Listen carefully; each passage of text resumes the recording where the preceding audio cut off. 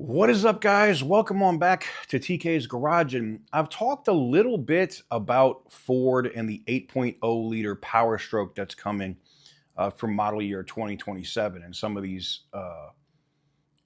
the insane power numbers that are coming out of that.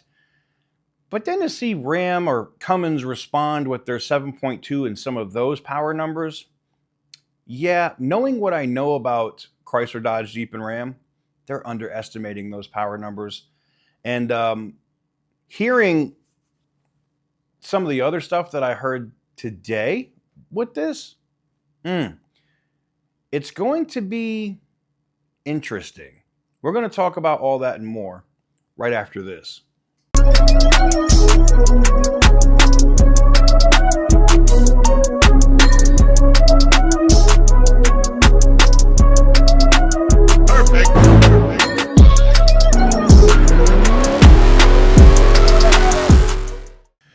Guys, before we get into today's video, got to talk about the giveaway we have going on the channel, as the SRT Jeep extra entries are ending tomorrow at midnight. So about 24 hours, because you're probably seeing this in the evening of the day before.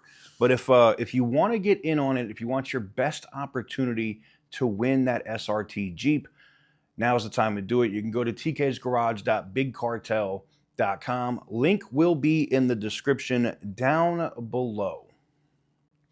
Guys, so the fabled, or what I like to call the holy grail of towing capacity.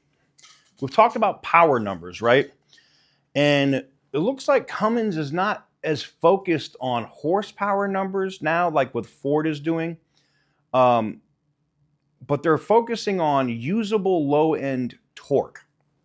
And they're focusing on 40,000 pounds of towing capacity.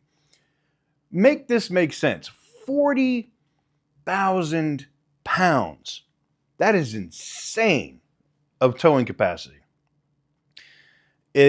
Currently, from the information I got here recently, the 7.2 will feature a 48-volt belt-driven alternator, a first for heavy-duty trucks, a compressor-released engine brake, and improved durability components. Why is that important?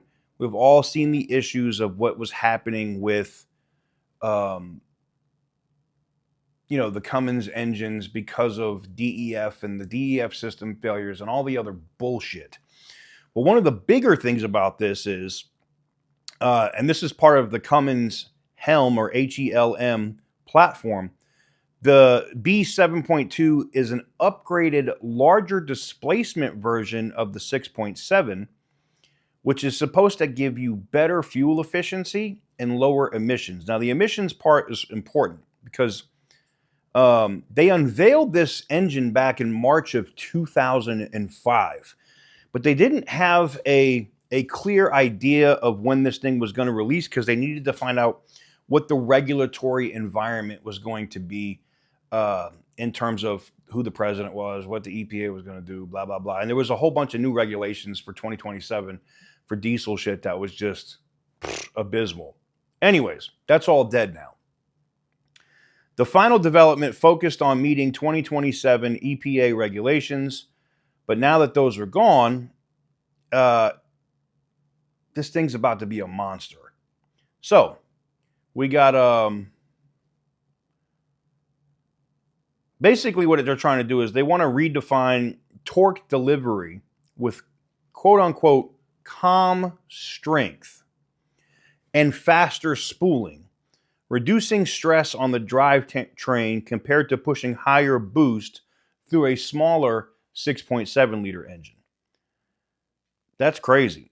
I think that engine is going to be insane. And I think for those guys that do like hot shot trucking, for example, or maybe pull a massive fifth wheel, which I don't think you're going to find one that's that heavy, but could you imagine just having the truck that has a 40,000 pound tow capacity? That's ridiculous. Absolutely ridiculous. I would sign up